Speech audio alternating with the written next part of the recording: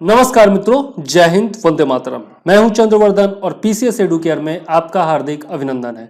दोस्तों, हम लोगों ने भारतीय स्वतंत्रता संघर्ष के प्रथम चरण में कांग्रेस की स्थापना और विभिन्न संगठनों के बारे में देख लिया था। आज हम लोग देखेंगे 1905 ईस्वी तक के उदारवादी युग के बारे में। तो इसमें हम लोग प्रमुख उदारवादी नेताओं के बारे में देखेंगे, उनकी कार्य पद्धति जो थी, उनकी मांगे वगैरह जो थी, इंग्लैंड में प्रचार जो उन्होंने किया था, इन सब के बारे में हम लोग देखने वाले हैं इस वीडियो में। तो चलिए शुरू करते हैं आज का अपना वीडियो। लेकिन उससे पहले यदि चैनल पर नए हैं तो सब्सक्राइब कर लीजिए और बेल आइकॉन दबा दीजिए ताकि आपको आने वाले वीडियोस का नोटिफिकेशन टाइम पर मिलता रहे। और साथ ही यदि चैनल पर पहले से सदस्य हैं तो लाइक कर दीजिएगा, कमेंट करते रहिएगा और शेयर जरूर कर दीजिएगा।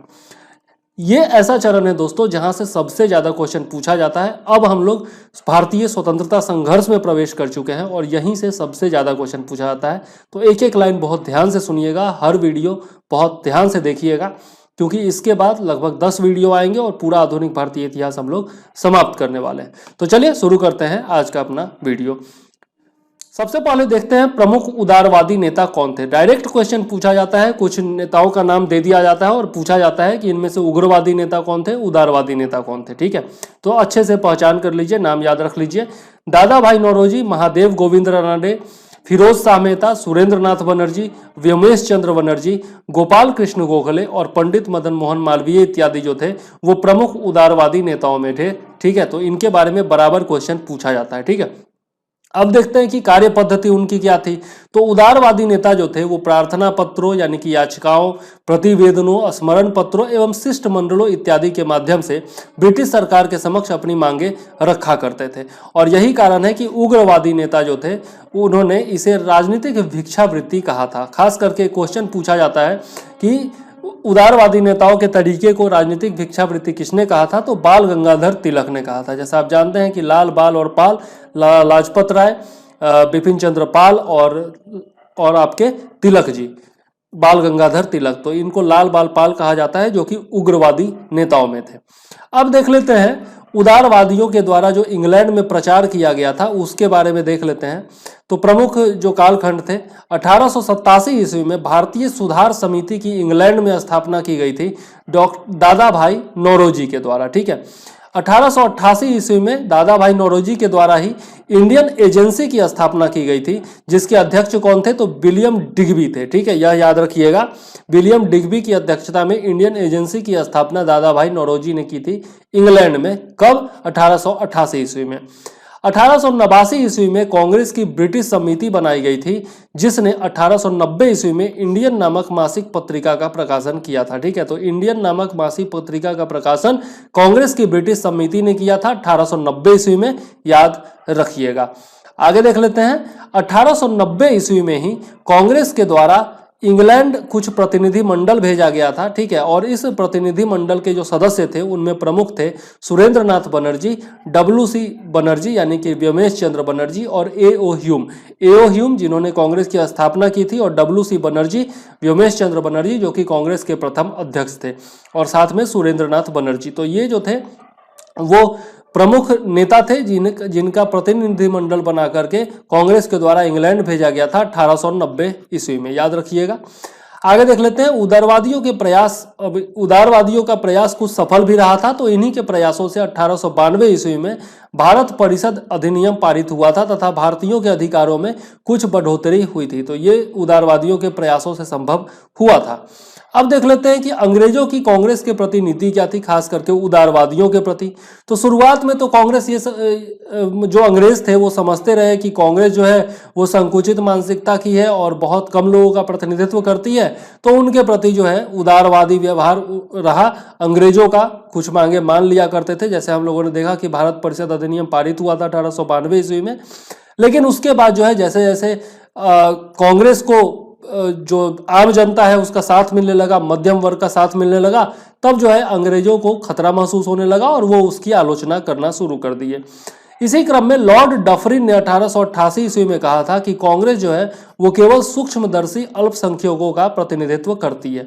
और ये सब जो है स्टेटमेंट पूछा गया है, इसलिए मैं दे रहा हूं, आप ऐसे ही मत समझिएगा। ठीक है, एल्गिन द्वितीय ने कहा था कि हमने भारत को तलवार के बल पर जीता है और इसे तलवार के बल पर ही अपने अधीन रखेंगे, और ये भी जो है पूछा जा चुका है स्टेटमेंट।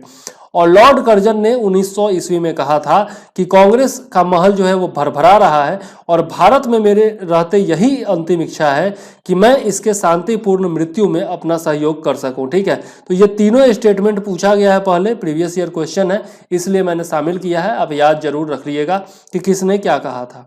इसके बाद देखें तो अंग्रेजों ने मुस्लिमों को कांग्रेस से दूर रखने के लिए फूट डालो और राज करो की नीति अपनाई, लेकिन उन्हें कांग्रेस के दमन में सफलता नहीं मिली क्योंकि कांग्रेस को विशाल भारतीय मध्यम वर्ग का समर्थन तब तक प्राप्त हो चुका था। लेकिन अंग्रेजों को थोड़ी बहुत सफलता जरूर मिली मुस्लिमों को दूर रखने में, क्योंकि 1888 ईस्वी में ही सर सैयद अहमद खां के द्वारा एंग्लो मुस्लिम डिफेंस एसोसिएशन की स्थापना की गई कांग्रेस के विरोध में। ठीक है, और आगा खां जो थे वो कभी भी कांग्रेस में शामिल नहीं हुए थे। ठीक है, यह भी याद रखिएगा, पिछले वीडियो में भी हम लोगों ने देखा था कांग्रेस वाले वीडियो में। तो कुछ जो मुस्लिम थे, कुछ सेक्शन था मुस्लिमों का, वो कांग्रेस से जरूर दूर हो गए थे अंग्रेजों के प्रयासों से, जो कि अंग्रेजों को अपना हितैषी मानते थे। उनमें सर सैयद अहमद खां जो थे वो प्रमुख थे। ठीक है, अब देख लेते हैं धन निष्कासन के सिद्धांत के बारे में, जो कि दादा भाई नौरोजी ने दिया था, और दादा भाई नौरोजी की यह पुस्तक काफी फेमस हुई थी। Poverty and un British rule in India दादा भाई नौरोजी की पुस्तक थी, जिसमें उन्होंने धन निष्कासन का सिद्धांत दिया था। उन्होंने कहा था कि गंगा से जो सोना निकलता है वो सीधा जाकर के टेम्स नदी में गिरता है। टेम्स नदी के किनारे ही लंदन स्थित है और गंगा नदी के किनारे आप समझ सकते हैं कि भारत स्थित है। तो भारत को जो है उन्होंने गंगा नदी को भारत का प्रतिनिधित्व दिया था और टेम्स नदी को अंग्रेजों का प्रतिनिधित्व दिया था, और कहा था कि गंगा से जो सोना निकलता है वो सीधा जाकर के टेम्स नदी में गिरता है। ठीक है, तो ये आपका धन निष्कासन का सिद्धांत था। 1882 ईस्वी में दादा भाई नौरोजी ने लिबरल पार्टी के उम्मीदवार के रूप में ब्रिटिश हाउस ऑफ कॉमन्स का चुनाव जीता था, और ऐसा करने वाले वे प्रथम भारतीय थे। ठीक है, तो यह भी याद रखिएगा, ये क्वेश्चन बराबर पूछा जाता है कि ब्रिटिश हाउस ऑफ कॉमन्स के प्रथम सदस्य कौन थे, भारतीय सदस्य कौन थे।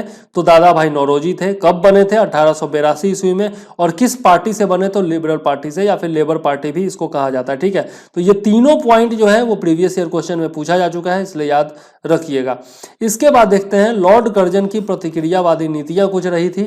ठीक है, 1905 ईस्वी से पहले तक, जिसके कारण जो है आपका आंदोलन और तेज हो गया था भारतीय स्वतंत्रता संघर्ष, जिसमें कलकत्ता नगर निगम में भारतीयों की संख्या को कम करना, 1904 ईस्वी में विश्वविद्यालय अधिनियम के द्वारा विश्वविद्यालयों को राजकीय संरक्षण में ले लेना, और 1905 ईस्वी में बंगाल विभाजन की घोषणा करना प्रमुख था। ठीक है, तो ये सब जो थी घटनाएं थी 1905 ईस्वी तक की।